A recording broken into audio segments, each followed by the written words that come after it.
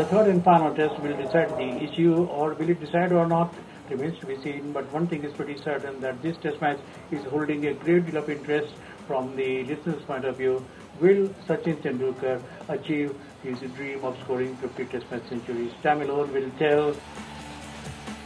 Cricket कॉमेंट्रीतील हा भारदस्त आवाज आज काळाच्या पडद्याआड गेला. टीव्हीचा जमाना येण्यापूर्वीच्या काळात सुरेश सरैयांच्या नजरेतून तमाम भारतीयांनी असंख्य संस्मरणीय क्रिकेट मॅच अनुभवल्या.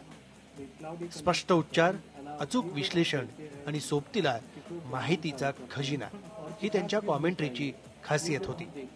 कॉमेंट्री शिवाय तो जगू शकत नव्हता. त्याचा जीवनाच्यातलं काही वेळ जर असेल तर ते कॉमेंट्री होतं. क्रिकेटची कॉमेंट्री हेच त्याचं जीवन होतं. सुरेश सरैया म्हणजे क्रिकेटचा जणू चालता बोलता विश्वकोश.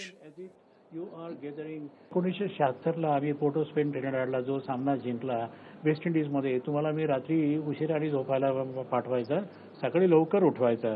तर तो जो सामना होता, 400ची धाव संख्या म्हणजे आव्हान होतं 403चं. 402 वरती ब्रिजेश पटेलनी बाउंड्री मारल्यामुळे 406 झाला आणि लोकांनी 404चं मी फार ॲक्युरेसीला महत्त्व देतो.